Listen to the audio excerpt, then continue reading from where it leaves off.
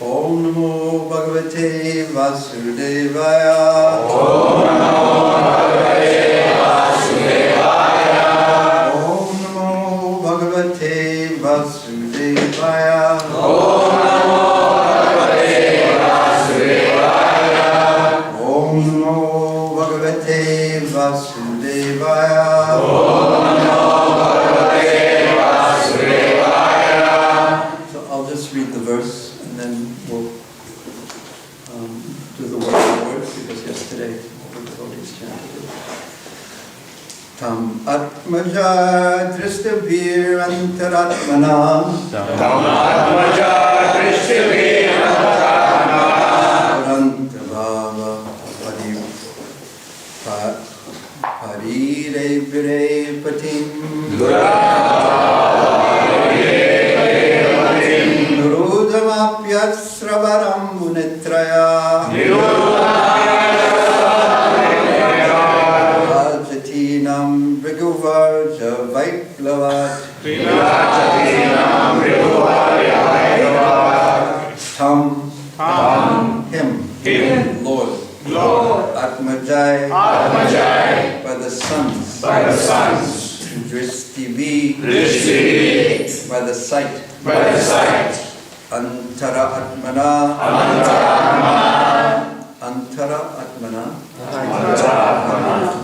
by the Antara, innermost part of the heart. Duranta, Bhava, inseparable ecstasy. Not inseparable, but insuperable. Superable means not ecstasy that can't be surpassed, can't be. Who is not using their cowering tone today? Everyone put your phone on either cowering tone or turn it off. We don't mind cowering tones at all.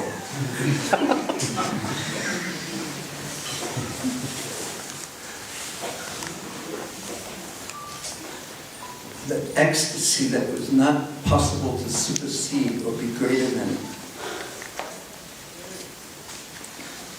Pariri Vare, embraced. Patim, husband. Nirutam, choked up. Api, in spite of. Asravat, Ambu, Asravat, tears. Now what other famous verse has this word Asravat?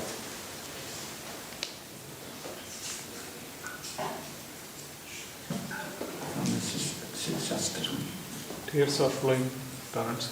But, yes. Who knows the Sanskrit? Ashley Shiva. Can you say it? Please say the verse. Ashley Shiva.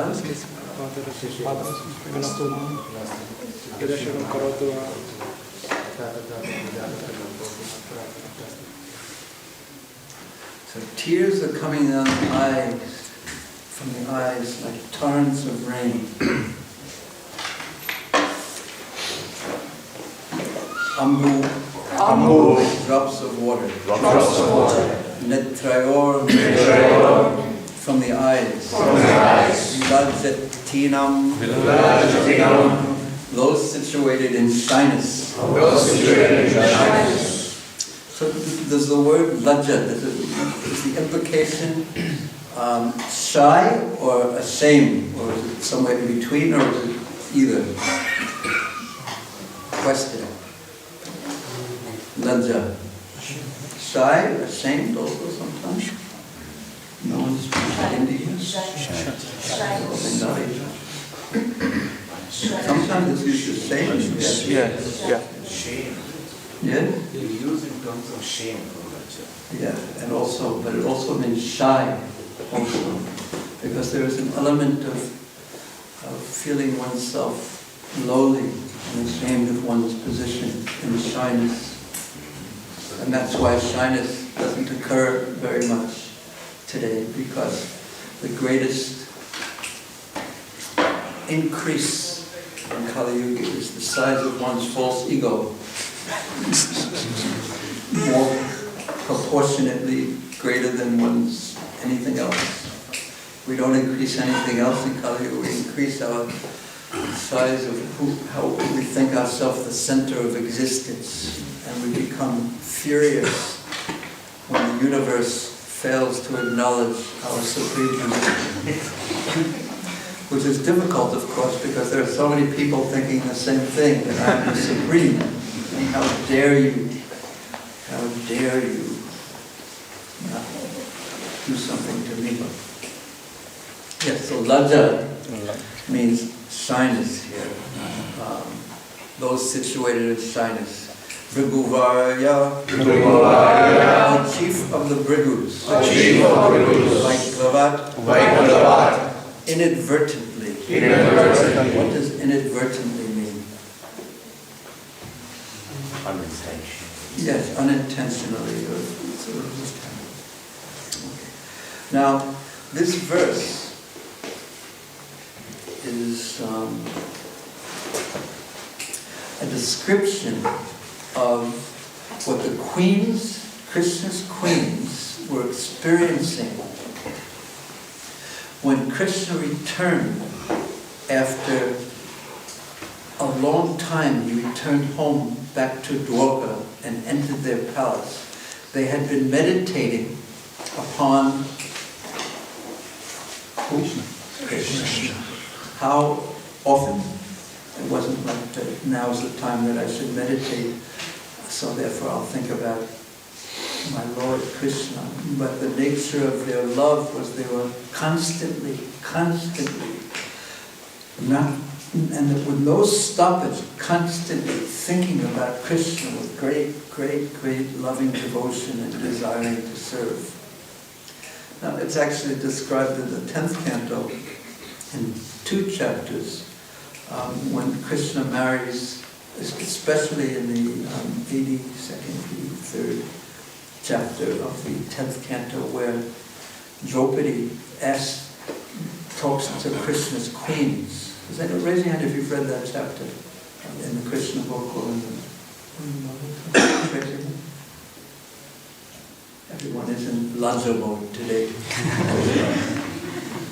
Both shy and maybe even ashamed that I haven't.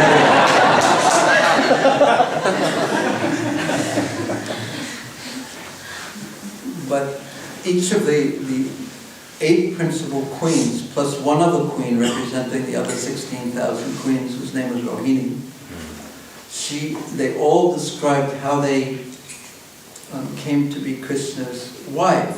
And they said, in this way I achieved my goal of becoming Krishna's maidservant. So they were all in the mood of serving Krishna in this capacity, and they were experiencing insuperable ecstasy that can't be surpassed. Now who is speaking this verse? Who's describing this? Okay, who's speaking this verse? Maybe Sutta. Maybe Sutta. When does Srila Sukadeva Goswami arrive? Yeah, at the end of the first canto. So the Sutta Goswami is speaking to whom?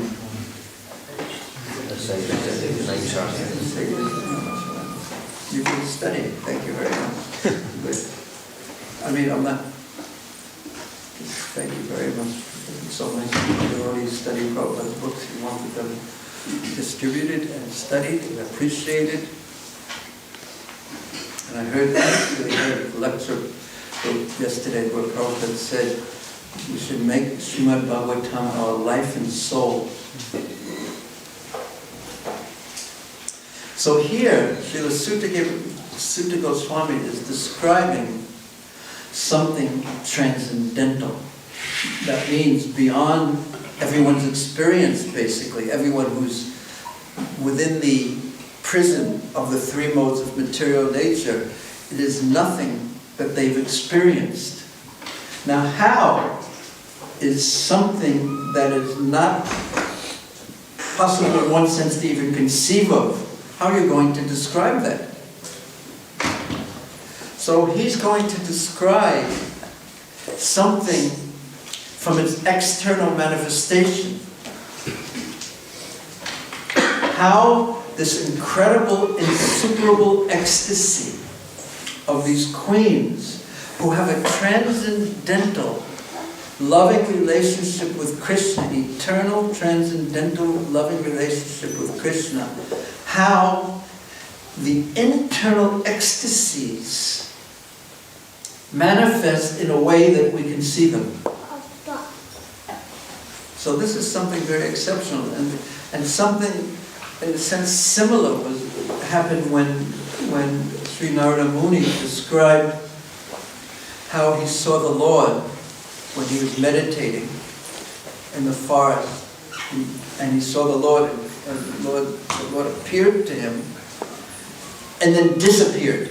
He appeared to him and he had Sakshat Darshan. What does Sakshat Darshan mean? He directly saw the Lord when he was meditating on. He appeared in his heart and then he disappeared. And it caused such an ecstatic mood in his heart. The most desired object, he had obtained it. It is what he had been thinking about and chanting about and praying about continuously ever since he was a child. And suddenly he was the Lord had appeared in his heart and then disappeared.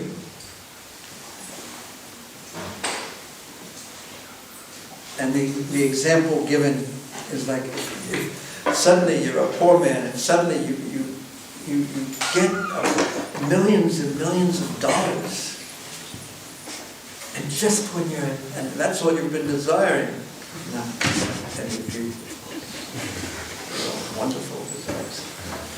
And of course, no one would complain if you had millions of dollars and wish them to give it back to the owner of that. And then it disappeared, and Prabhupada's purport is he's trying to describe ecstasy, which is impossible for a person in material consciousness to conceive of what it would be like. So then it describes that all his senses were acting at once when he was with the Lord. Everything was activated. His ears were hearing, his eyes were like seeing and drinking in the nectar of the Lord's beauty. How are you going to describe this? So here, Srila Sutta Goswami is going to describe their transcendental experience as the ecstasy is erupting in their transcendental bodies.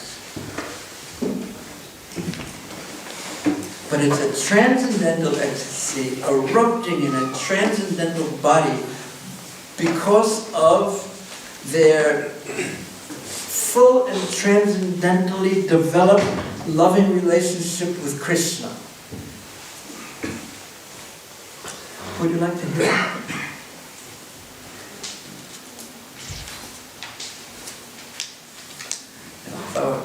His Holiness Radhanath Maharaj, I would say, if you would like to see it, hear it, say Haribol! And he probably wouldn't even, if he responded like that, he probably wouldn't even. Some sort of genuine, deep enthusiasm. But anyway, because I know that you're all in shy mode, and maybe even a little ashamed that we don't have it, I'm going to read it, but please listen carefully and understand what we're hearing. A description of something that's impossible to describe.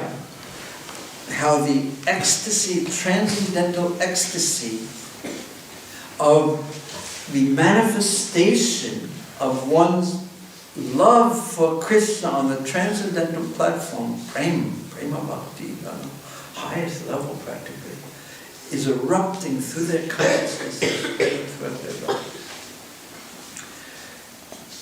The insuperable ecstasy was so strong that the queens who were shy, first embraced the Lord in the innermost recesses of their hearts. They pulled him into the deepest part of their hearts first. Then they embraced him visually. So he entered the depths of their heart. Then visually they saw him with their eyes. But their eyes were embracing him. Now usually we don't think of eyes embracing, we think of hands embracing. Arms. But their eyes had captured Krishna, and they had already pulled him into their hearts. And then, because they were shy, their sons were right there, so that they pushed their sons forward to embrace Krishna. This is the dealings of rasa. These are very, very secret, esoteric. Esoteric means sort of secret, mystical, hard to understand, the most mystical, hard to understand, and very, very subtle.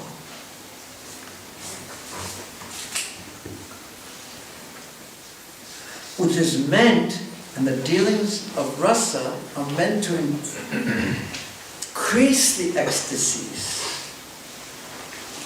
And it's subtle.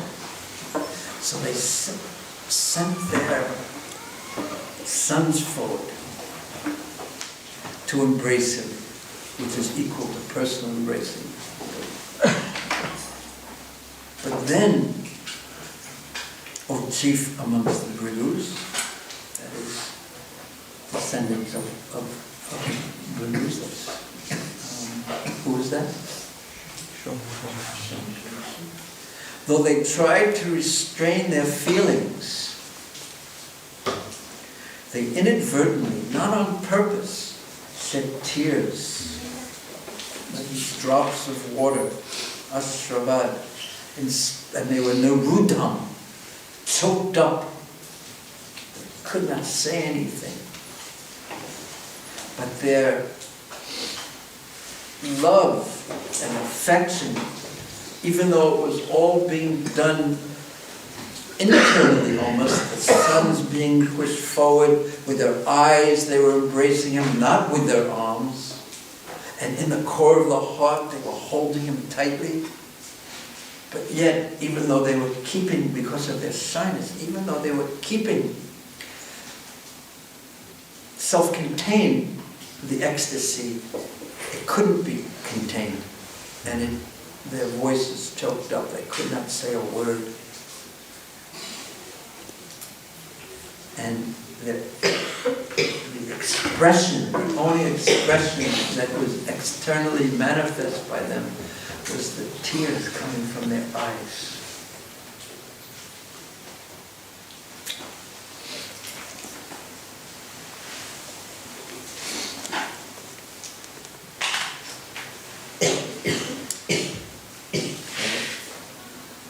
Read the translation again, please repeat. Enter into what's going on here. And it's all on the transcendental platform.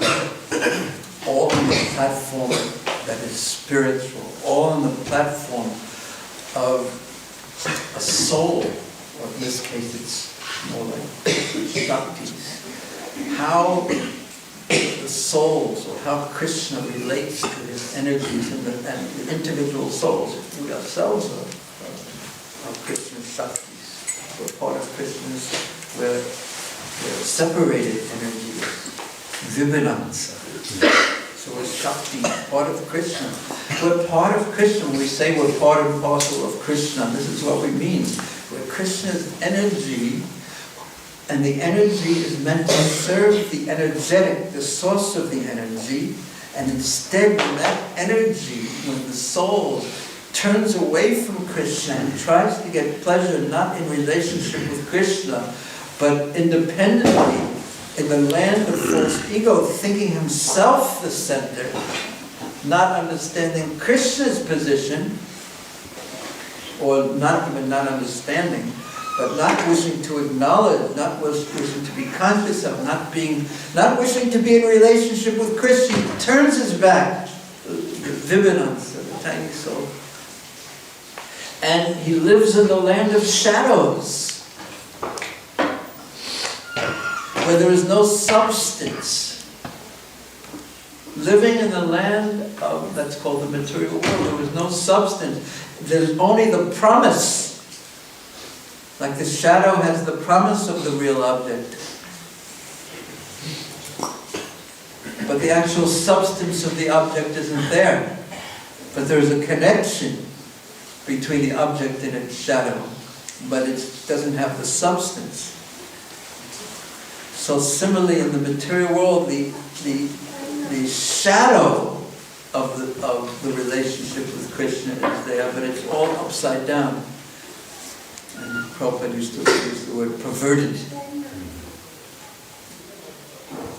which explains perfectly the frustration of materialistic, that when we dream that this context is specific, we're all according to our karma, our bodies, our mind.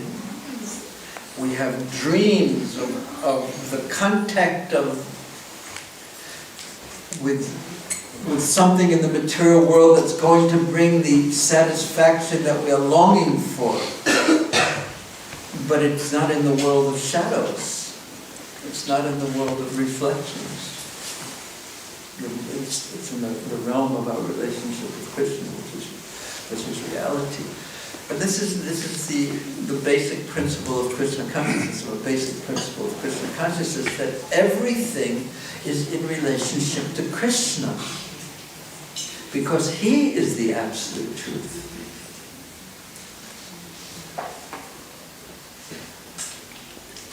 There's nothing separate from Krishna, so everything is in relationship with him, and meant to be used in his service, for his pleasure. He is the center of existence. Now, this is not very pleasing philosophically. We can yes, of course. But it's not at all pleasing to the false ego, to any false ego. This concept that Krishna is the center, it's not me. Because that's specifically what false ego. Haribol.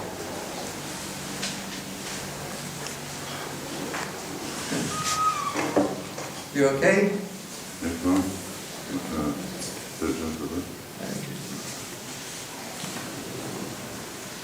False ego makes us abhor. What does abhor mean? Yes, it's a real strong word. Abhor the thought that it's Krishna in the center, and that everything is meant for his pleasure, and it's not me who's in the center. And it's not all meant for my pleasure. This is Krishna Bhule Se Jeev, turning our back on Krishna, Nandi Bhakti Mukha. Material world, and then there we are in the land of shadows. And frustration of being hungry. All that we have to eat is the advertisements for food, but no food.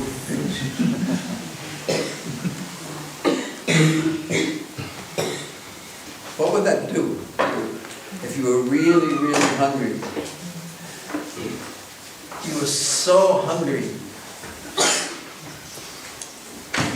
and there was only the advertisements for food, or the example given by our Acharya Govinda Das is like, you're so thirsty, you're dying of thirst in the desert, and there is one drop for you. So what will that do? It's the advertisement for pleasure, the drop of water, but you need an ocean, you need real food with substance. So the message of the Krishna consciousness movement is that we should turn to Krishna for this. Turn towards Krishna, from Bahimu to Samukh. Face Krishna. And the queen fully facing Krishna in ecstasy. The ecstasy was erupting through their bodies, transcendental bodies, and it was appearing as tears from their eyes, even though it would be to their natural shyness.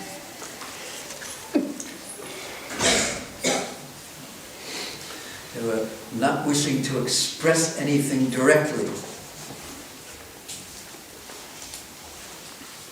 Why? Why weren't they willing to?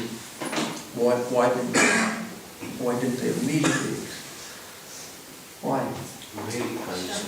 Culture, but what's culture? Yes, shyness. This is all correct. But that's on one level, and I want a different level of an answer, higher level. That's definitely true. This is culture. But what does the culture reflect? Proper culture in the material world reflects the spiritual world, and it is favorable for Krishna's pleasure, for rasa with Krishna. So this type of a dealing gives Krishna pleasure because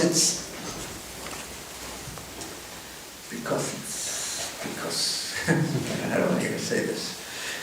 Because this is what gives Krishna pleasure. How to say it? Because I can just explain an example that Srila Vishwanath Chakravarti Thakur gave. That when he explained something, this is even more esoteric than this, then that after the rasa dance was going on, Srimati Radharani became angry. And she left the rasa dance. And then she was in a running mood, and Krishna was in a submissive mood. And so therefore, because she ran, he had to become submissive, and he ran after her. And then, after being with Krishna for a while, she became submissive. And then Krishna ran away. Because this is rasa. There has to be some generating of it for the taste to come from the ingredients. And therefore, despite what we're all longing for, which is shantaras, it's not actually considered a ras at all. Peace. That's why we're all here, because we're so sick of all the frustration. But it has nothing to do with Krishna consciousness, actually. Sorry. Ruined your day. Because the ras has to be there. Shantaras, by Avacharya, is not actually considered a rasa because it's all peace. And there has to be some rubbing for rasa to take place, for it to be generated. Different parts have to be mixed together. So that's why they were shy. Because the rasa with Krishna as husband and wife relationship on the spiritual platform of Krishna would increase in its rasa, would be generated more. So it's, in other words, it's for Krishna's pleasure.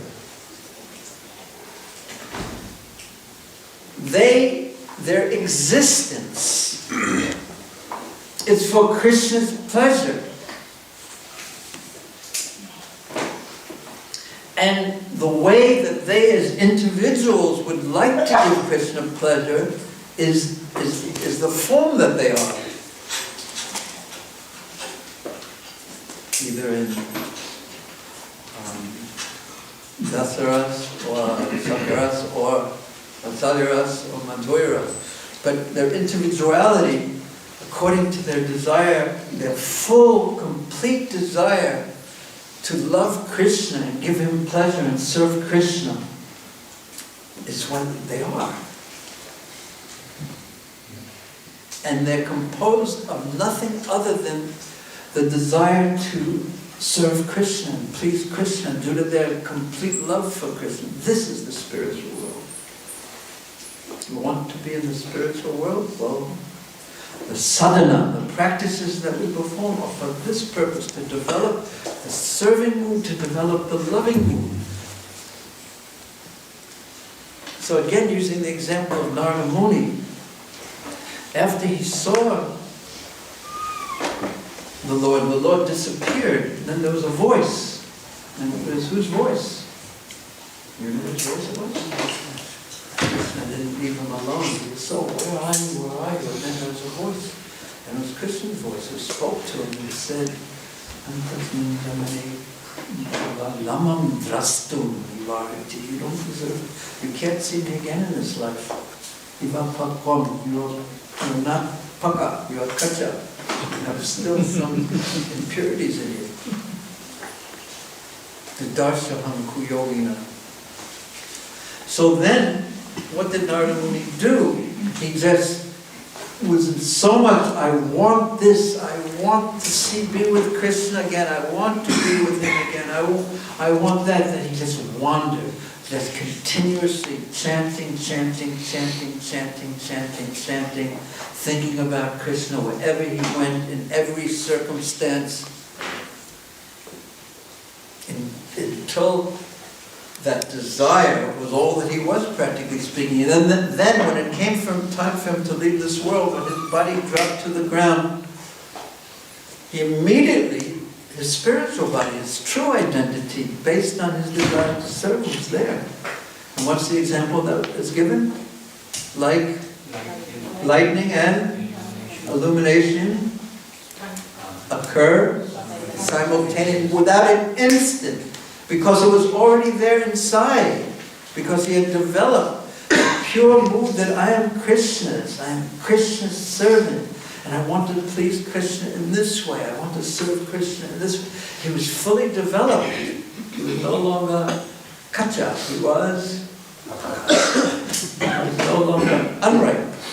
He was mature.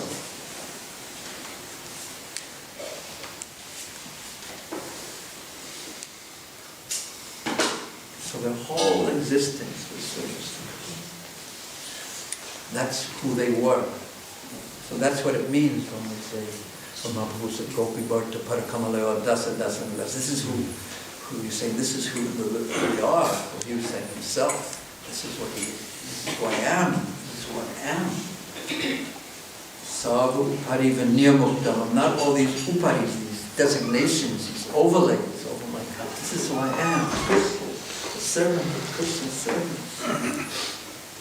Jiveras Rupoi, Sarup, our own identity, our own form, Rupa, identity, form.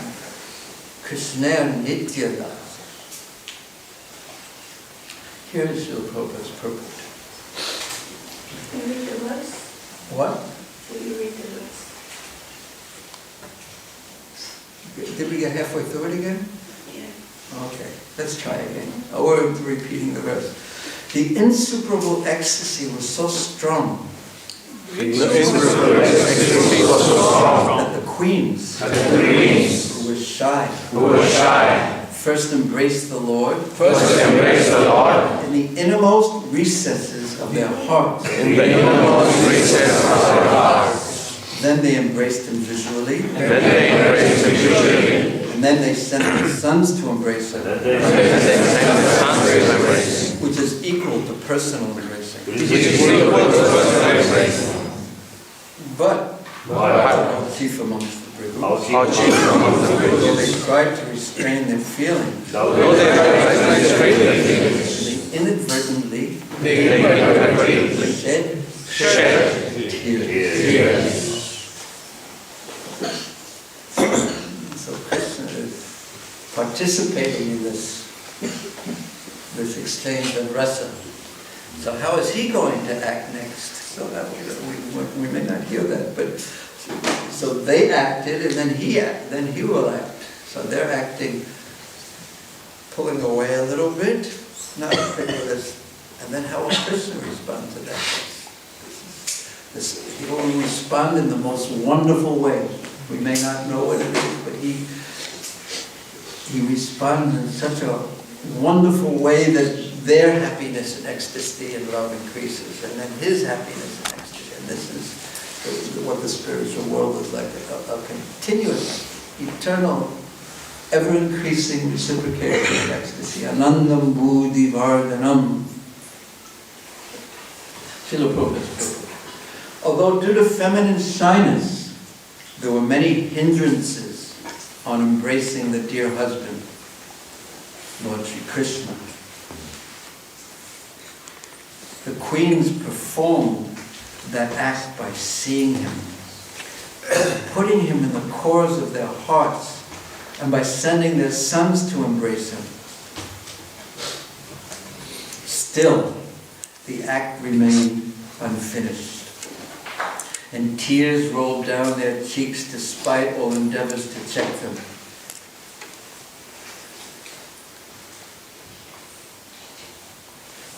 What a scene, what a wonderful scene we can. And this is the spiritual world. It's not our experiences of the material world. So it's an explosion of transcendental ecstasy. That is an ever-increasing explosion of transcendental ecstasy. One indirectly embraces the husband by sending the son to embrace him because the son is developed as part of the mother's body. The embrace of the son is not exactly the embrace of a husband and wife from the sexual point of view, but the embrace is satisfaction from the affectionate point of view. Such a gesture of affection. The embrace of the eyes is more effective in the conjugal relation. And thus, according to Srila Jiva Goswami, there is nothing wrong in such an exchange of feeling between husband and wife. That's right.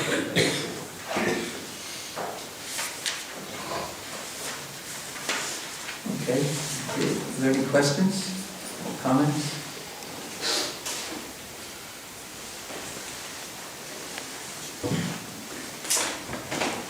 Yes. Mataji, Baro Mataji first, and Choti Mataji. Chota or Choti? Huh? Choti. You should translate my Hindi into Hindi. We were talking about the reflection, right, and how this is a reflection of there. So there, when I become submissive, Krishna runs. Doesn't that make me feel a little bit nervous down here that if I become surrendered, Krishna will run? So I should become unsurrendered so that Krishna will come to me. Right? That's good. I will try to answer that without revealing some of our relationship.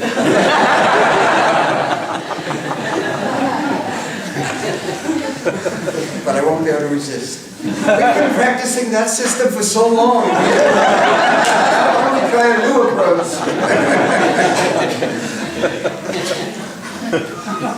One time, Jagtridi went to a doctor. He was also from Agra, but not this one.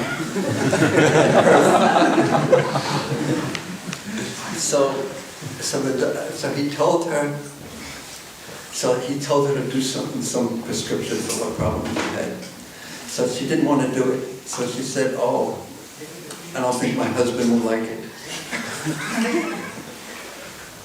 So he said, "Why don't you be like an Indian wife?" Yes? How come no one's laughing?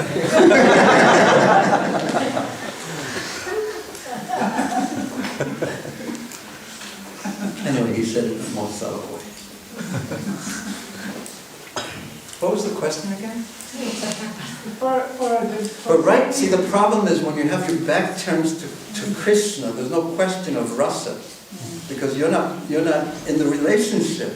So first get in the relationship and develop your relationship to the point of love, of staibhava, technically speaking, when your relationship with Krishna is fixed in your heart. Then talk about dealing with the spiritual principles. See, now we're not in relationship at all. So first establish a relationship, have it developed in love, and then these subtle spiritual principles are enacted. And if we take the subtle spiritual principles and try to enact them in the material world, we end up with a perverted reflection.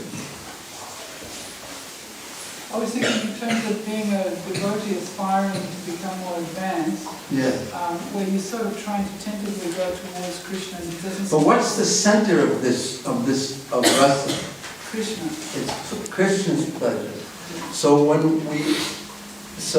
that's the principle that guides the activities both in the spiritual world and the material world. So is it going to give Krishna pleasure if we keep our back turned and he says turn left, and to get you to become a devotee, he says turn left, and you say, well, I'm going to turn right. And just on principle, I should do the opposite of what his instruction is. No, it's more like Yeah. that it can create some sense of insecurity maybe in the mind of somebody who's not very advanced, that if I go towards Krishna, he's going to, the mechanics are of the relationship, if I go towards him, he goes away from me. That's on the platform of the highest platform of rasa. But the rasa is based on, it's completely transcendental, and it's based on having on at least the platform of bhava bhakti, and then going up to prema bhakti. So unless that's there, we don't talk about rasa and subtle things. We talk about following the processes that are recommended by the acharyas, by Krishna. It's always quoting Shastra that will elevate us in Krishna consciousness. Is that all right? Yeah, thank you.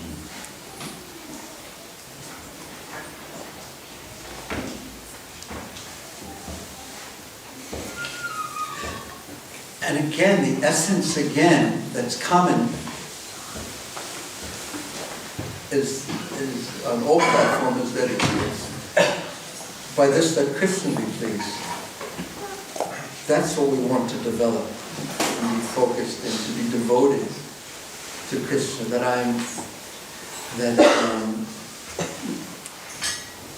That should be what I'm looking I am yours becomes dominant, and then later on, when one is in one's spiritual platform in Vrindavan, then your mind becomes dominant. I just remember when I was a lot younger as a devotee, when people would talk about Krishna and the relationship with Krishna, I don't know Krishna, so I would somehow bring it down to my level of me and whatever, very confusing. And so when I hear something from up here, I would try to interpret that into how that should affect me. And sometimes I would get confused. Yeah. So how would you advise those people who are feeling confused right now? I think that it was very helpful when you said that the principle has to be, the basis is sadhana bhakti is to please Krishna. To please Krishna, to become a servant. These are the things that you focus upon. And then you don't become confused by misidentification with a role or with a relating setup with Krishna. How to obviously you don't imitate the spiritual platform. There's no room for imitation anywhere in the Krishna consciousness. But it's so fascinating. So when there's an explanation of it that comes up. Yes. Thank you. Did you want to add any more? No, thank you. So Mataji. Like collecting about Nadamuni. There it says in Bhagavatam that Nadamuni had to also annihilated, and then next time after he took birth, then he got delivered. But for Dhruva Maharaj, he just placed his leg on the airplane and he went in the same body. So why those differences are there? Krishna treats different devotees in different ways. So it is, and also the Pandavas went to the spiritual world in their self-same body. So our acharyas have commented on both the cases of Dhruva Maharaj and the Pandavas, that Krishna did that to show us what's possible. But if Krishna wants, he can just take you. It's actually possible. No, but, for Madhavani, after all that, and you said that, So we answered half. But yet it says about Narada Muni that he developed his spiritual body instantaneously, yes? And then he went into the body of Vishnu, and then he came out again as Narada Muni. So why did Krishna act like that? Is that your question? yeah, I think he was dormant for some time. But his dormancy is hard for us to understand because he's in his spiritual body. Yeah? Then where did Krishna take birth again? Because He didn't take birth, he was born in Brahma's mind after that, so it wasn't that didn't take birth again.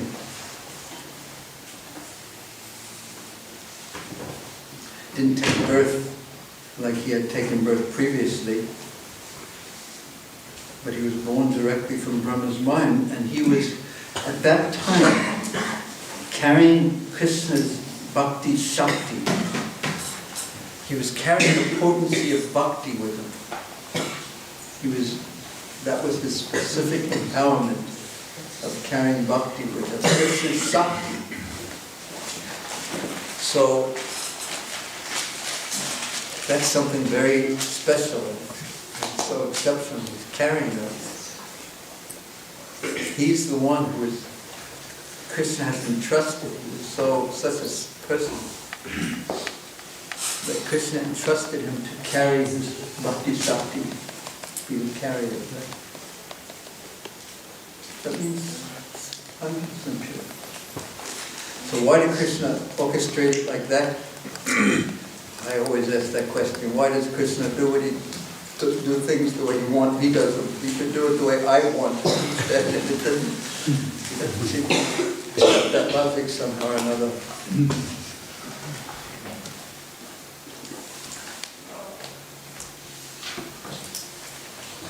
Any other questions or comments? Could someone open the door and keep it open at this point?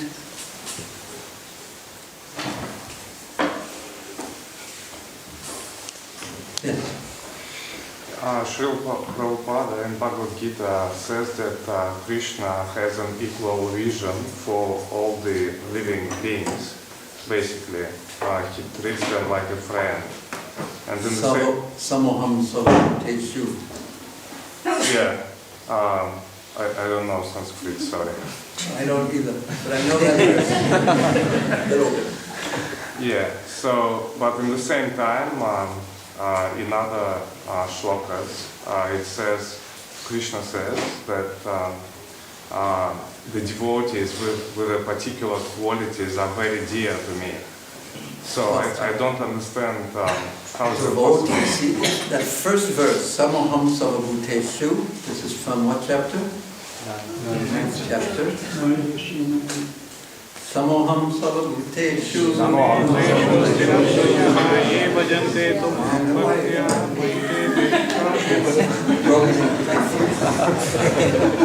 Try again. Samoham Savabhuteshu.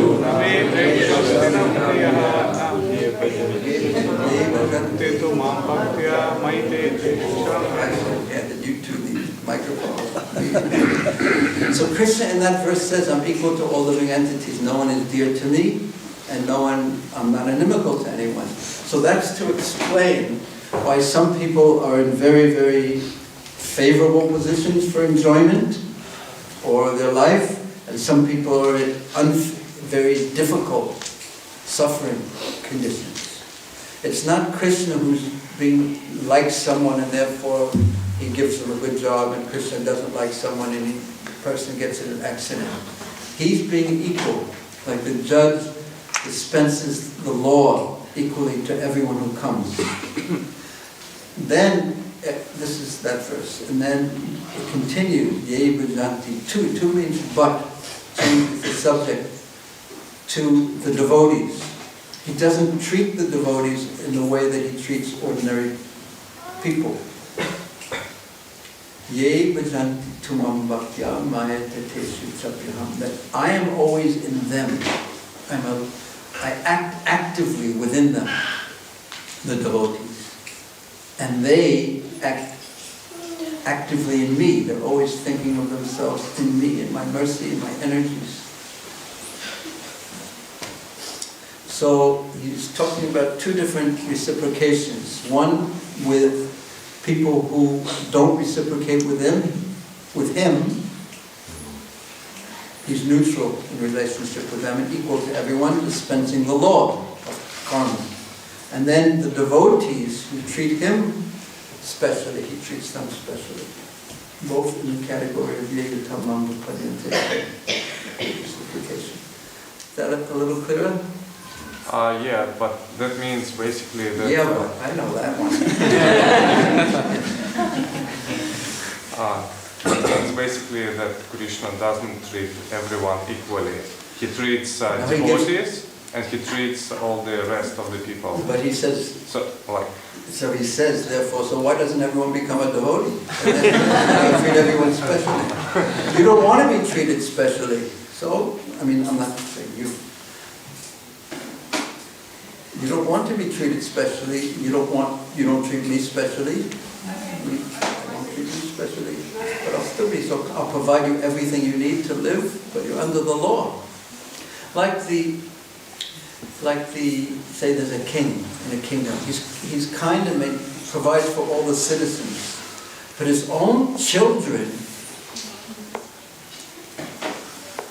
he naturally has a more intimate and reciprocatorial relationship, and they're not exactly under the law of the land, the princes and the princesses. It's natural. Krishna is a person. So, what would you prefer? Well, Yeah. everyone would prefer to be a member of royal family, of course. Yes. Thank you. So, in this case, all we have to do is turn to Krishna instead of putting our back to him, that's why we don't put our backs to the deities ever, because it's considered quite impolite.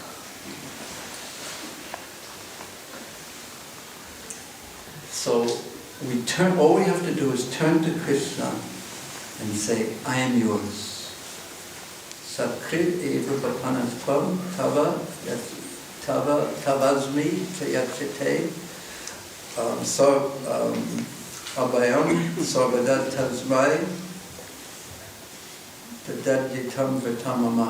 Krishna says, even if a person one time does that, he has one moment of sincerity where he says, Krishna, I'm yours. One time. For that person, I will never forget that person. And I will be with him. I will make him feel this at all times, because I will be with him. This is my solemn vow. Vratam mama. So that's a good deal.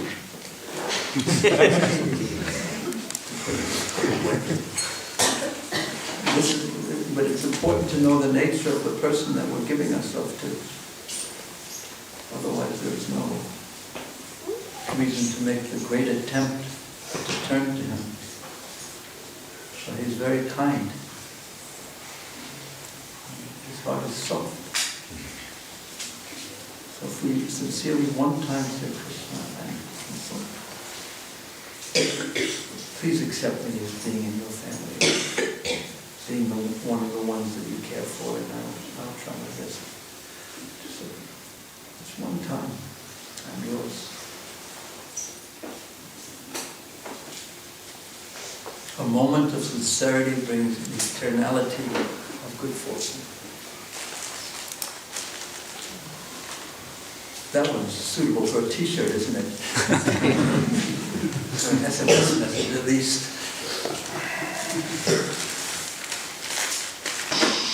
Thank you. Thank you for any honest question. Any other questions?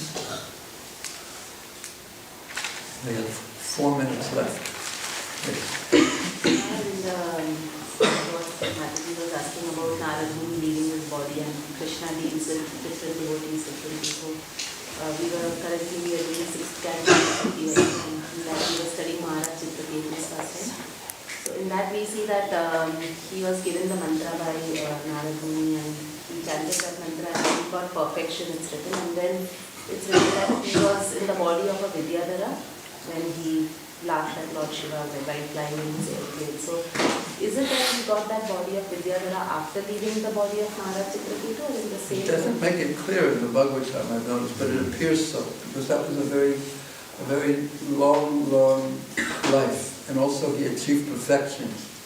So, it seems so, he had the body of a Vidyadhara, and he was riding around, singing glorious bhajans, and enjoying himself in the company of Mataji's, and somehow it wasn't material, but it wasn't 100% the best that he could do, and Krishna thought, he's wasting time, I want him home sooner. So he intervened, and therefore inspired him to give that, not Maya, but laugh at Lord Shiva. And therefore Parvati became angry at him. How do you say Parvati in the proper accent? Again? Parvati. Yeah, because in Australian it sounds like poverty.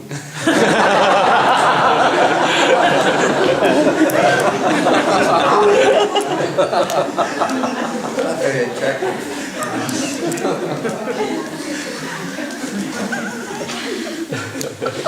It's true, isn't it? So I want to find English guy Australian who can say Parvati. Anyway, but see, there's so many things going on in the Leela. That's so wonderful about Krishna's Leela. You can see it from this point of view and it's wonderful, and you see it from this point of view and it's wonderful, and you see it from this point of view and it's wonderful. So Mataji became very angry that Lord Shiva had been insulted. She cursed him, and then the Vidyadhara he said, actually I didn't do anything wrong. And he had the full power to counter curse her. He was so powerful that he was a devotee. And he said, I accept it. And then he was very surprised. And Lord Shiva said, see the qualities of Vaishnavas. Swaga pavaga narakeshu apitulyamte darshana. Because they're so internally situated at Krishna's lotus feet, whether they're in heaven or hell or liberated, apitulyamte. It doesn't make any difference for them. So that pastime also glorifies the qualities of Vaishnavas, or Shiva specifically wanted to point that out. So did that answer your question? So my answer was yes, it appears that he's... Okay, no, it's 9 o'clock. Gandhavika, you had a question? Last question? It's sort of a comment. Okay. On Sunday feast, which is about all I've been coming to for a long while, and I notice everyone, the class is down there, and everyone has their backs to the deities, and a lot of people don't ever see the deities at all. They're coming for the first time going out, because I actually brought people, Yeah. and then they're chanting japa facing this way. and never seeing the deities instructed from that door there to go down this way, always moving towards that way as soon as they come in. And I've begged Bhakta Prabhu. Whoa, Yeah. just wait, just wait, You might think just it's wait, political, but just wait, okay? yeah. Okay, I think the managers have heard what you have said, Thank you. because this isn't a... But Yeah, but. Managers, temple managers, you have noted this in your iPhones. Okay, and they will consider it, and then they, because managerial decisions are always complicated too. Because there's one thing on one side, and then there's something on the other side, and then there's something on another side. So, and we always, not just you, everyone tends to see things from their side. So therefore, we give this responsibility to those who are managing. Okay, are you satisfied with that? Anyway, despite you may not be. Talk with her after. Not about this. There's no arguments out of this. It's still a friend. If I was in charge, everything would be right finally. Not that you think like that, but that's the way. thank you.